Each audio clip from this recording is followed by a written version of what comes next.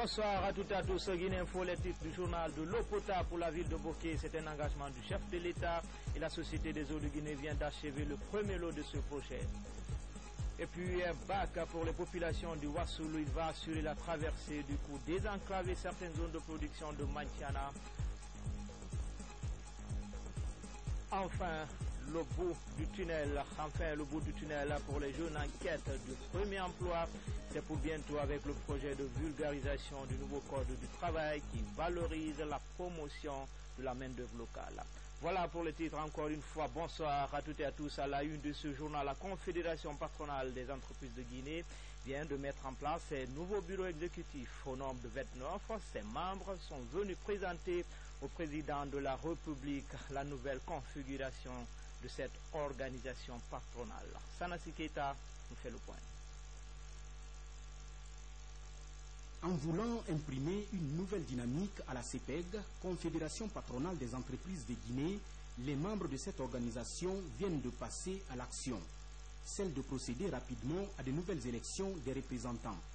Le bureau issu du congrès des 28 fédérations patronales constituant la Confédération patronale des entreprises de Guinée a été à cet effet présenté au président de la République.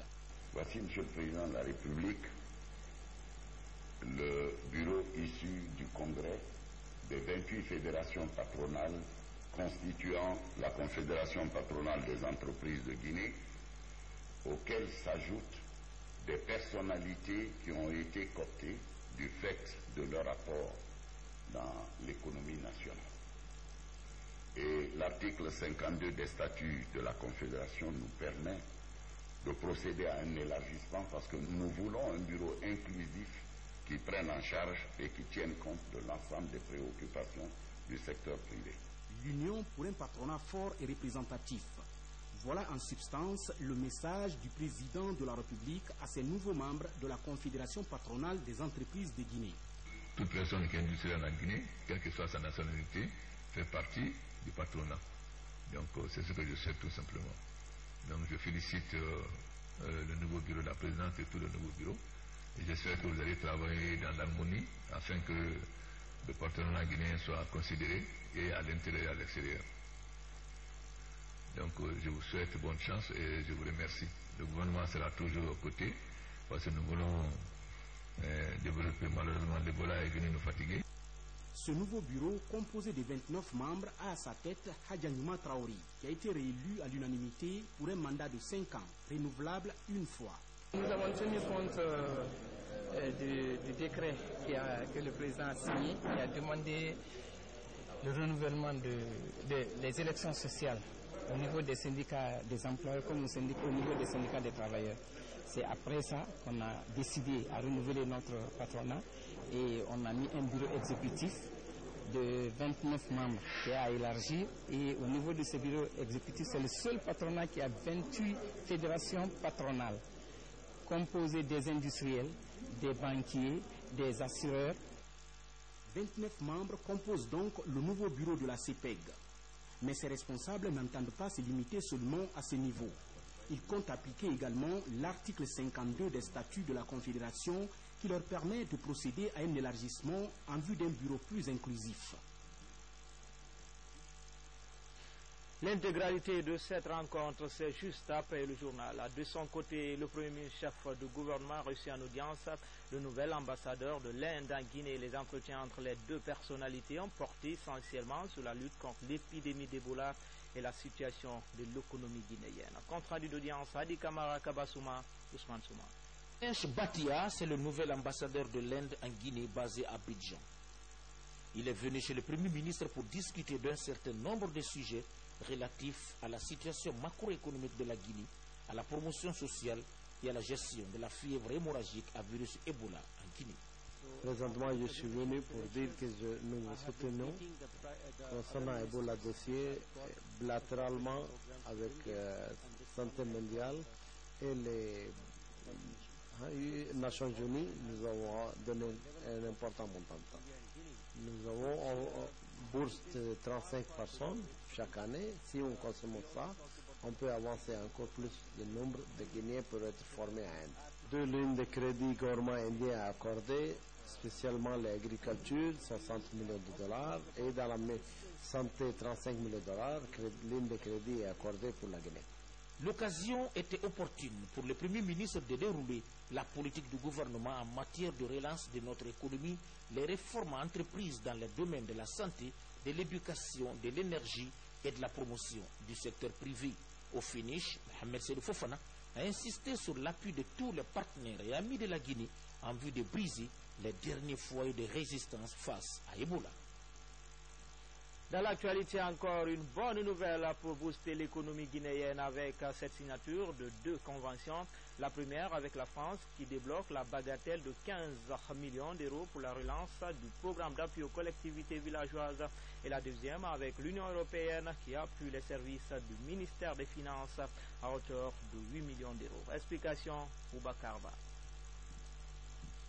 Il s'agit au cours de cette cérémonie de la signature de 2 accords de financement en faveur du programme d'appui aux communautés villageoises d'une part avec la France et le projet d'appui avec la mise en œuvre de la coopération Guinée-Union européenne d'autre part. Avec la France, à travers l'Agence française de développement, ce sont 15 millions d'euros qui ont été mis à la disposition du département de l'administration du territoire pour financer le 3e projet du PACV, entendez Programme d'appui aux communautés villageoises. L'occasion me semble donc opportune de rappeler que la France est le premier pays partenaire financier de la Guinée et que particulièrement l'Agence française de développement accompagne le PACV depuis sa première phase. Si l'on regarde la réalité en face, que voit-on? On voit se développer Conakry, on voit se développer les villes environnantes, on est presque vers une conurbation, comme on dit, côtière. Il ne faut pas oublier le reste du pays. Et la Guinée ne connaîtra de développement harmonieux pour ses populations, pour son économie, que s'il y a un bon équilibre. La deuxième convention porte sur une enveloppe financière de 8 millions d'euros destinée au projet d'appui à la mise en œuvre de la coopération avec l'Union européenne dans la conduite du 10e Fonds européen d'investissement en cours et d'identification des actions du 11e FED. Ce financement permettra de maximiser l'efficacité et l'impact de l'aide de l'Union européenne à la Guinée. Mon premier objectif est d'appuyer le ministère de l'économie et des Finances dans sa fonction d'ordonnateur national du Fonds européen de développement et ses services. Très satisfait de cette marque d'attention, le chef du département des finances a indiqué que ces financements seront bien gérés en faveur des bénéficiaires. Au nom du président de la République, son Excellence, professeur Alpha Condé, au nom du gouvernement et du peuple de Guinée, remercier la France et l'Union européenne pour l'aide qu'elle ne cesse d'apporter à notre pays, la Guinée. Signalons que ce 3e projet qui va réveiller le PACV s'étendra de 2015 à 2018. Il permettra ainsi de pérenniser les acquis tout en développant de nouveaux projets et programmes dans la Guinée profonde. 39 milliards de francs guinéens sur le budget annuel du gouvernorat de Conakry. Ce budget a été adopté ce soir même. C'était à l'occasion du conseil de ville et les responsables de la ville de Conakry ont débattu sur les projets à réaliser au cours de cette année 2015. Moussa Bangoura nous fait le point. Juste après le premier trimestre de l'année 2015, le gouvernorat de la ville de Conakry organise son conseil de ville annuel. Un conseil qui permet aux cadres des services déconcentrés et décideurs de discuter des projets à réaliser, mais aussi amender le budget de l'année en cours. Le budget de l'année dernière était de 41 milliards 269 millions et quelques poussières. Et cette année, 39 milliards. Cela s'explique par cette maladie qui a paralysé le secteur informel. Donc les agents, les contribuables ne payent pas correctement. Les gens sont en déplacement. C'est pas facile de recouvrer en totalité ce que nous avons reçu. Un conseil qui se tient dans un contexte assez particulier avec la lutte contre le virus Ebola et l'organisation des futures consultations électorales. Cette année est spéciale. C'est une année de mobilisation générale pour la paix, pour l'unité. C'est une année électorale. C'est une année de sacrifice ultime qui demandera de grands moyens sur le terrain pour apaiser la cité. Le budget prévisionnel cette année est revu à la baisse. Il est chiffré à 39 milliards de francs guinéens, contrairement en 2014 qui s'équilibrait en dépenses et en recettes à 48 milliards de francs guinéens. On reste avec les finances pour parler de recettes foncières au sein de communes. À Ratouma, par exemple, l'opération a démarré. Les responsables de la dite commune affirment que les recettes ne vont pas directement dans les caisses des communes et que seule la Direction nationale des impôts est habilitée au recouvrement. Mais ils plaident pour améliorer les montants alloués. Comment les recettes fiscales sont-elles gérées dans nos communes? Quelques éléments de réponse avec Abdoulaziz Baldé. L'une des plus grandes communes de Conakry. Ici, la gestion des recettes fiscales fait débat. Le service des impôts est le seul habilité au recouvrement. Tout un handicap pour l'administration communale. Ces taxes fiscales sont enregistrées, n'est-ce pas, dans notre budget. Mais nous ne prenons pas directement, nous n'accédons pas à ces taxes directement. Il revient de l'exercice, plein exercice de la Direction nationale de l'impôt de faire ce qu'on appelle une rétrocession aux collectivités. Aujourd'hui, le véritable enjeu reste l'autonomisation de ces communes. Un passage obligé pour ces structures déconcentrées en manque de résultats depuis quelques années. La rétrocession qui est faite devait se faire sur une clé de répartition. Mais malheureusement, les collectivités n'ont pas l'accès à la clé de répartition de cette rétrocession. Simplement, on nous dit, voilà, vous avez un montant tel qui sera reversé dans vos comptes. Et nous recevons une copie de reversement sans pour autant avoir fondamentalement la clé de répartition. Est-ce que nous avons ce montant parce que nous avons plus de densité, n'est-ce pas, ou la démographie de la commune de Ratouma est telle qui devra nous permettre d'avoir tel montant, ou c'est le nombre d'habitants, le nombre d'habitations qui poussent comme des champignons sur notre territoire qui devait nous permettre de comprendre que c'est tel montant ou tel montant nous avons, tout est flou. En toute réalité, c'est flou. Pour l'année 2015, les responsables de la commune de Ratouma entendent réhabiliter plusieurs infrastructures locales. Face à ce nouveau défi, ils plaident pour la hausse des budgets de fonctionnement. Comme annoncé dans le titre de l'eau potable pour les populations de la ville de Boké, c'est un engagement du chef de l'État et la Société des eaux de Guinée vient d'achever le premier lot de ce projet. Il couvre près de 1225 branchements avec des tarifs abordables. On fait le point tout de suite avec Nabi Kamara. De l'eau potable dans la commune urbaine de Boké, c'est un don du professeur Alpha Condé, président de la République, aux populations de cette ville où cette denrée indispensable à la vie est très rare. Aujourd'hui, la Société des eaux de Guinée a doté ce centre de Boké de 4 réservoirs de 1240 mètres cubes d'eau. Les travaux ont été exécutés par l'entreprise ABC. Le président tient beaucoup à Boké, donc il fallait réaliser le travail. Et malgré toutes les difficultés que nous avions eues, on a été encouragés, puisqu'on savait que l'homme qui était derrière, qui est le professeur Alpha Condé, vraiment il fallait compter sur lui. Et le directeur général de la Société des eaux de Guinée est allé mercredi dernier à Boké mettre à la disposition des autorités communales et préfectorales ces installations devant les populations en liesse. Dans le cadre contractuel de ce projet, il y a 1225 branchements à faire. Et ces 1225 branchements, exceptionnellement pour la ville de Boké, et à cause de la disponibilité de tout le matériel, ces branchements, au lieu de 500 000, le client n'aura à débourser que 250 000 francs pour un branchement de 20 mètres linéaires.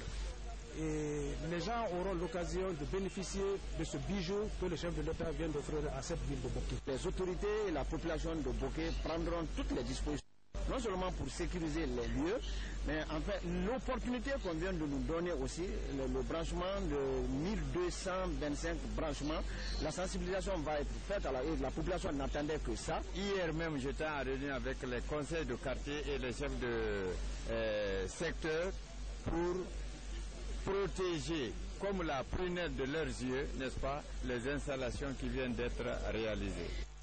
Le projet d'adduction d'eau potable de la ville de Boké a été financé par le gouvernement guinéen et la BAD à hauteur de 25 milliards de nos francs. Dans l'actualité encore, un bac pour les populations du Wassoulou, c'est un geste du chef de l'État qui assure la traversée et du coup désenclave certaines zones de production de mandiana. La mise à l'eau de ce bac a mobilisé les populations locales et certains membres du gouvernement. Sekou Fernand Kourouma, envoyé spécial. Ce bac est l'œuvre du chef de l'État. Sa mise sur le fleuve Sankarani suscite un soulagement pour des centaines de milliers de riverains. Il allège les longues heures d'attente pour la traversée, ce avec les risques que cela comportait. La route qui reçoit ce bac relie la Guinée au Mali et à la Côte d'Ivoire. En privilégiant de meilleures conditions de vie des populations locales, le professeur Alpha Condé renforce l'intégration sous-régionale. C'est pour l'amélioration des conditions de vie de la population que le président de la République ambitionne pour tout le peuple de Guinée, que nous sommes là aujourd'hui pour le lancement de ces bacs. Ça semble pertinemment que la population a beaucoup enduré, mais ce n'est qu'une première étape. Le bac, c'est une solution paléatoire. La solution définitive, ça va être l'installation d'un pont sur le fleuve. Zone de production agricole par excellence, les villageois sont heureux de ce geste du chef de l'État. Le transport des biens et des personnes sera assuré dans la sécurité. Depuis 20 ans que dure ce calvaire, le nouveau bac dissipe les anciens souvenirs. Une raison pour les élus locaux de magnifier les efforts du gouvernement. C'est une route internationale, on peut dire, parce que ça donne sur la Côte d'Ivoire. Donc voilà pourquoi le pont est salutaire. Moi, je sais que c'est dans les préoccupations du gouvernement, du chef de l'État. Donc ce n'est qu'un problème de temps. Je sais que même les études de faisabilité sont en cours pour la réalisation de ce pont. Pour les habitants de Trido et de Ourialé, ce bac est le témoignage et le camp de l'intérêt que le président de la République accorde à leur existence. Vous comprendrez que Mandiana est une préfecture composée de 8 sous-préfectures. Il y a 12 sous-préfectures du moins. 8 sont après le fleuve et 4 sont avant le fleuve. Donc, à un moment donné, la partie là se sentait déjà coupée. Mais très heureusement, grâce à sa bonne volonté, aujourd'hui, la préfecture de Mandiana, du côté de Triron, est dotée d'un bac neuf. Le nouveau bac sur le Sankarani va améliorer le revenu des paysans. Ils pourront acheminer à temps les produits agricoles vers les marchés hebdomadaires. C'est un ouf de soulagement pour les populations de Ouassoulou qui remercient le professeur Alpha Condé pour ce geste. La joie des populations après la mise à l'eau du bac. C'était un reportage signé Isidore Gononanamou de Tunkarata. C'est dans une ambiance festive que les populations du Ouassoulou ont célébré la mise à l'eau de ce bac de 20 mètres de long. Tout d'abord, ici à Tri, où toutes les composantes de la contrée se sont donné rendez-vous pour vivre de leurs propres yeux l'événement et témoigner à la postérité cette action salvatrice du chef de l'État qui vient mettre fin à plusieurs années de calvaire. Nous sommes vraiment contents. Nous sommes dans une zone de haute production. Non seulement le coton se produit ici, dans la cadre aussi se produit excessivement. Donc la traversée était un calvaire, jadis. Mais maintenant, là, à partir de l'instant maintenant, ça devient maintenant un passage très facile pour les deux rives du fleuve. Après la mise à l'eau du bac, l'autre temps fort de cette journée de fête dans le Ouassoulou s'est déroulé à Ourialé. Ici, la délégation gouvernementale venue par hélicoptère a pris goût à la fête. Une fête par laquelle tout le Ouassoulou a tenu à exprimer ses remerciements au chef de l'État, le professeur Alpha Condé. Satisfait de la mobilisation, le concepteur de l'ouvrage et l'envoyé spécial du chef de l'État ont précisé. Je suis vraiment très touché par tous les efforts consentis pour réaliser ce bac qui va désenclaver des centaines de milliers de personnes puisqu'ils étaient coupés, d'après ce que j'ai compris, il y a 7 préfectures qui étaient coupées pour pouvoir en tout cas transporter les biens et les marchandises d'un côté de l'autre. Cette opération a commencé et il y a le pont de Diamanda qui a été fait, le pont à la minière a été fait et bientôt nous allons construire le pont sur le Sankarani. C'est ce programme de désenclavement total des communautés, des populations qui a été lancé par le professeur Alpha Condé. Dans un proche avenir, le chef de l'État, professeur Alpha Condé, mettra en lieu et place de ce bac un pont digne du nom pour le bonheur des populations du Ouassoulou. Et puis combler le vide juridique du Code du travail préoccupe les autorités du département de l'emploi, de la formation technique professionnelle du travail, d'où cette rencontre entre syndicats, membres du gouvernement et employeurs. En toile de fond, passer en revue les 6 textes de projets d'emploi en Guinée. Moussa Komara pour plus de détails. Les membres de la commission consultative examinent les lois sociales du nouveau Code de travail guinéen. Le débat porte sur 6 projets de textes d'application, dont un décret. Quand un texte passe par cette commission consultative, ça fait moins de problèmes à l'application, puisque et les employeurs, et les travailleurs, et le gouvernement se sont mis d'accord avant que ce ne soit signé ou par le président quand c'est un décret, ou par monsieur le ministre quand c'est un arrêté. Les lois portant sur l'indemnité de départ à la retraite, l'interdiction de la traite des enfants et du travail dangereux des enfants, la liste des travaux dangereux, la création, organisation et fonctionnement du Conseil national du dialogue social, les conditions d'ouverture et d'exploitation des services privés d'emploi et d'entreprise du travail temporaire et les mesures générales de protection, de salubrité à tous les établissements seront étudiées ici par la commission consultative. On n'avait pas de texte, par exemple, qui régissait le travail des sociétés d'emploi privées. Donc aujourd'hui, il y en aura un et on ne pourra plus faire n'importe quoi.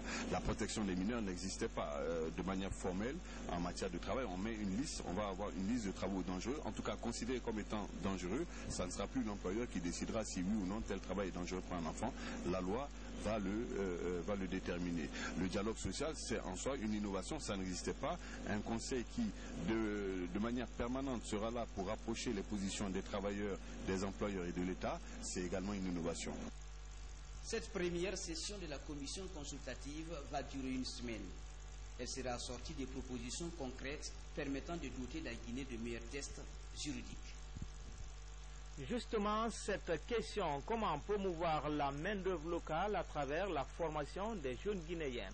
Le sujet a fait l'objet de débats entre les acteurs du marché de l'emploi et le bout du tunnel. C'est pour bientôt avec ce projet de vulgarisation du nouveau code du travail qui valorise la promotion de la main-d'œuvre locale. Sur le grand format de cette édition, il est signé Rose Pocho. La Guinée, un pays à potentiel immense, mais encore vierge. Pour des entreprises internationales, la Guinée est un Eldorado. Le marché et l'accès à la main-d'œuvre sont favorables. Cependant, selon une étude de l'Agence guinéenne pour la promotion de l'emploi, AGIP, le recrutement dans les multinationales pose problème. La compétence locale est rare au niveau des postes de décision. Les expatriés sont privilégiés. Le cas du secteur minier qui a le plus fort potentiel d'emploi est illustratif. Les offreurs d'emploi qui sont pour la plupart des entreprises qui n'est autre que des capitaux qui sont réunis pour des buts lucratifs par une ou plusieurs personnes, comprenez là que la recherche de compétences pour animer l'entreprise s'impose. Ça fait que des entreprises, dans leur collaboration à la recherche du personnel, font parfois ou ont parfois besoin de la main-d'œuvre étrangère par rapport aux compétences ou aux exigences des postes. Pourquoi la ruée vers la main-d'œuvre étrangère? Parmi les raisons évoquées par les chefs d'entreprise, on note l'incohérence entre la formation et le besoin du marché de l'emploi. Je crois que c'est un partage, parce que les Guinéens vont dans ces pays-là pour chercher de l'emploi, tout comme les ressortissants de ces pays-là aussi viennent en Guinée pour chercher de l'emploi. Mais ce qu'il faut dire, nous avons à faire assez pour relever le niveau de notre éducation, pour relever le niveau de nos formateurs et pour répondre aux besoins des entreprises. L'espoir du démarrage des méga-projets avec les sociétés minières est pour beaucoup une opportunité de corriger la politique d'embauche définie par le gouvernement guinéen. À l'Agence guinéenne pour la promotion de l'emploi, des réflexions sont en cours sur cette problématique. Une commission travaille déjà sur le code de travailleurs étrangers.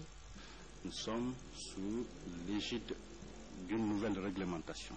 La nouvelle réglementation, c'est le code du travail de 2014. Je rappelle que depuis plus de 20 ans, nous vivons sous le coup d'un code du travail qui date de 1988. Ce code, compte tenu de certaines imperfections, de certaines lacunes et de certaines incohérences, notamment en ce qui concerne l'utilisation de la main-d'œuvre étrangère, a connu une nouvelle reconfiguration. L'ancien code a rendu obligatoire la déclaration des recrutements des expatriés en République de Guinée. Le nouveau code reconduit les mêmes éléments et renvoie à un texte d'application qui va décrire ces conditionnalités. Les textes d'application qui doivent sortir exigent que le Guinéen soit protégé et que l'expatrié qui arrive, au-delà du travail qu'il va occuper, il y ait un certain nombre de principes. Le nouveau code en cours d'élaboration vient remplacer l'ancien code de 1988 obsolète. Le patronat guinéen salue l'initiative pour qualifier la main-d'œuvre locale, la nouvelle législation met l'accent sur la formation. Si nous faisons une sorte de balance entre les coûts de revient de la présence d'un travailleur expatrié dans le pays et l'argent qu'il met pour la formation, pour avoir une formation pointue, et il est de l'intérêt de l'expatrié de chercher à former le Guinéen pendant un certain nombre d'années et à travers les conventions collectives faire en sorte que la personne qui est formée puisse rester au moins 10 ans au minimum travailler dans l'intérêt de l'entreprise qu'il a déjà formée. En attendant la vulgarisation de ces tests, les autorités initient des projets de formation en faveur de premiers demandeurs d'emploi. Déjà, plus de 2000 jeunes sont formés et suivent des stages pratiques dans les différents services du pays. Pour les emplois futurs post-Ebola dans le pays, ces jeunes espèrent que la législation nationale en matière d'embauche sera rigoureusement appliquée en leur faveur. Et puis, ce rappel du ministre délégué au budget aux usagers de la route, la vente des vignettes se poursuit jusqu'au 27 avril 2015. Délai réglementaire. À passer ce délai, tout paiement de la vignette sera majoré d'une pénalité de 25%. En dehors du continent, au bord de la Seine, les rideaux sont tombés à Nantes sur la Biennale de l'éducation, une rencontre organisée par les Francas pour porter la réflexion sur la thématique jeunesse, émancipation et ville. La Guinée était présente à cette rencontre. Le ministre de la Jeunesse et de l'Emploi jeune a donné la position des pouvoirs publics guinéens sur les questions de jeunesse. Alia Kamara, envoyé spécial. Il faut faire confiance aux jeunes, les accompagner certes, mais surtout les laisser choisir dans quel sens ils comptent orienter leur existence. Voilà la position du ministre guinéen de l'emploi des jeunes lors de cette biennale de l'éducation sur la problématique jeunesse et orientation. Une vision partagée par un amoureux de la Guinée, le vice-maire de Nantes, qui a séjourné 15 ans à Conakry. L'exemple du dynamisme de la jeunesse guinéenne a été cité comme référence, malgré la différence des réalités, voire des aspirations. Cette jeunesse, elle a des idées, elle a envie de prendre des responsabilités et il faut lui faire confiance. Dans tous les pays, la jeunesse actuelle est parfois dans une posture d'espoir, de réclamation, limite de révolte pour conquérir la place qui lui revient dans le développement. Les jeunes osent, ils prennent de plus en plus d'initiatives. Nous avons manifestement aujourd'hui une interpellation de la jeunesse qui peut-être a du mal à croire dans l'action publique pour changer sa vie. Et nous avons un enjeu, un défi majeur qui est de montrer aux jeunes que l'action publique portée par l'État, portée par les collectivités territoriales, est un élément majeur pour leur devenir. Les jeunes ont aussi leur côté capricieux. Ceux de France refusent de prendre une part active aux échéances électorales. En Guinée, ils votent, certes, mais ne s'assument pas toujours. Cette 5e biennale va permettre de faire recette et de capitaliser, dans la mesure du possible, ce qui a réussi en France. L'enjeu le plus important est sans doute cette éducation à la citoyenneté. Il s'agit pour nous en Guinée d'empêcher le risque d'instrumentalisation politique de cette jeunesse, en l'absence de cohésion en son sein, pour éviter les affrontements que cette instrumentalisation provoque entre jeunes de différents quartiers, particulièrement en période électorale. Plus de 300 personnes, membres ou partenaires des Francas, ont pris part à cette biennale de l'éducation. La Guinée rentre de ses travaux avec une expérience nouvelle pour mieux orienter sa jeunesse par rapport à sa vision de la ville et de la vie, mais aussi par rapport à ses aspirations. Enfin, culture avec un nouveau livre dans les rayons des bibliothèques en Guinée. Cet ouvrage est aussi un témoignage sur les actions réalisées par le gouvernement du changement. Son auteur, Ibrahima Koné, veut ainsi aider les populations à mieux connaître les actions réalisées lors de la mandature du professeur Alpha Condé. On parcourt l'ouvrage avec Mabinti Laïsouma. Il s'intitule « La Guinée dans le changement ». acquis et perspectives de la Troisième République. Ce livre de 244 pages, illustré par des images crues, est un témoignage sur les réalisations du gouvernement.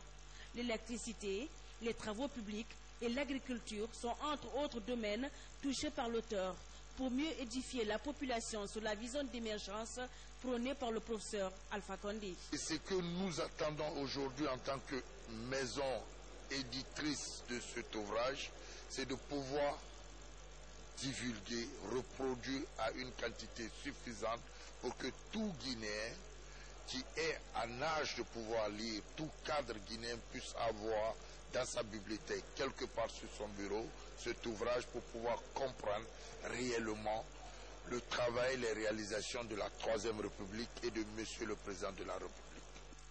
Édité par le groupe de presse Vision 2000, cet ouvrage semble faire l'unanimité sur la qualité et le sens de réflexion de l'auteur.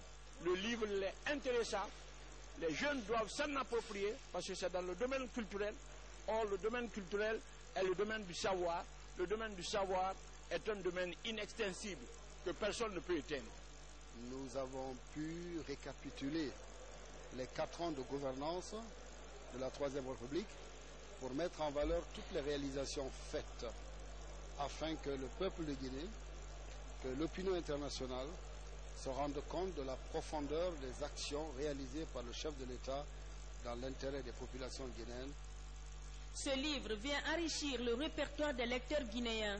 Il donne une image des projets et programmes du chef de l'État.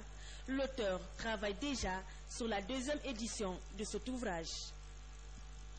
C'était tout pour ce soir. Tout le plaisir a été pour moi de vous servir. À demain, même heure, même chaîne, avec toujours le même plaisir.